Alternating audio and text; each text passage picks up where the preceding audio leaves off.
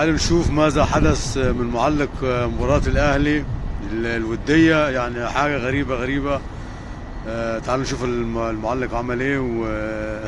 والمعلق نسي نفسه، فكرنا الناس اللي هي القديمة بتاعت الكورة، لو فاكرين تقريبا علاء الحمولي قبل كده، ومعلقين كتير كان ليهم يعني أخطاء غريبة كده، ومش هنقول يعني حصل ايه وسوى ايه.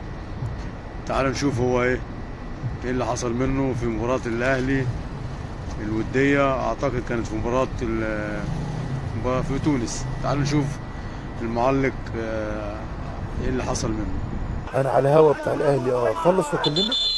طبعا احنا كلنا شفنا المعلق عصام عبده واللي صدر منه. طبعا في ناس ممكن تقول لك يا عم عادي بيكلم يعني اي حد يخصه او بتاع او كده هون.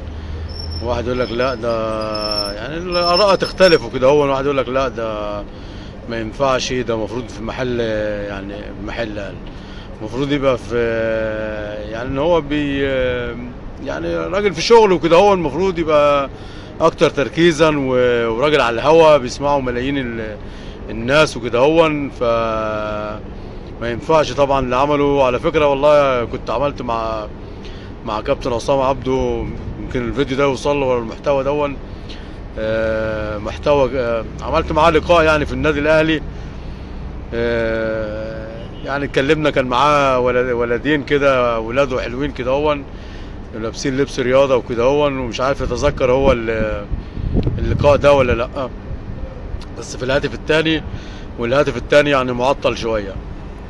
ان شاء الله لو عرفت ان انا اصلح الهاتف وكده هون، فانا ايه هعرض لكم يعني المحتوى اللي انا اتكلمت معاه فيه وكده هو. نرجع تاني لموضوعنا. يعني المفروض كابتن عصام انا اول ما شفته يعني توسمت خير ان هو يبقى يعني نشوفه بعد كده. لما لقيته في المباراه بتاعت الاهلي والملعب التونسي، فتوسمت خير ان احنا هنشوفه بعد كده في مباريات قادمه، يعني يذاعها يعني يرجع تاني للدوري المصري ويعلق في الدوري المصري.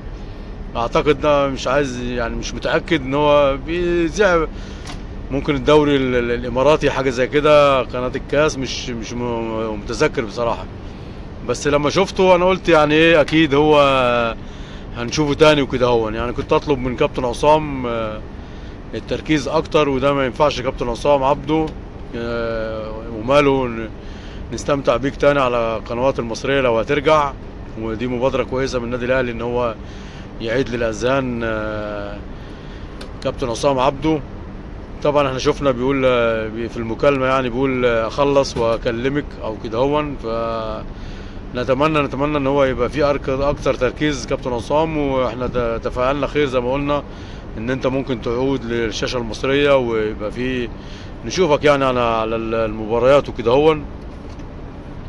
فمعرفش ايه راي حضراتكم. طبعا كان في بعض خلينا نقول ديفوهات او سقطات على الهوا للمعلقين كرويه كتير.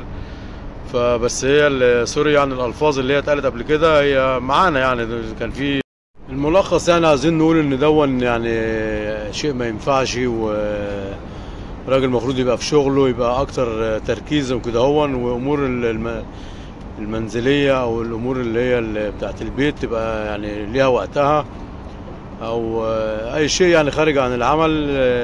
نتمنى يعني ايه يبقى في تركيز من معلقينا، والامر ده ما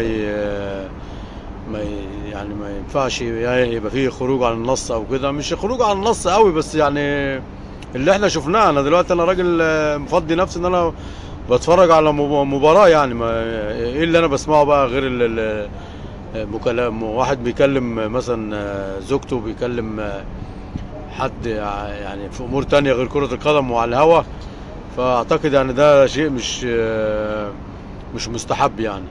طبعا الناس المختصة هتتكلم على الموضوع دون، واكيد هيبقى فيه يعني مش عايز اقول عقاب او بتاع، بس اكيد المسؤولين هي ما يرضوش يعني بالكلام دون. ونتمنى من كابتن عصام اكتر تركيز. قلنا ان احنا نتمنى ان هو يعود تاني للدوري المصري، ولا خلاف عليه، برضه شخصيه محترمه مفيش مشاكل، بس برضه ايه كل واحد مننا وليه زلاته، وده امر بسيط يعني، ما ولا زلاته ولا حاجه.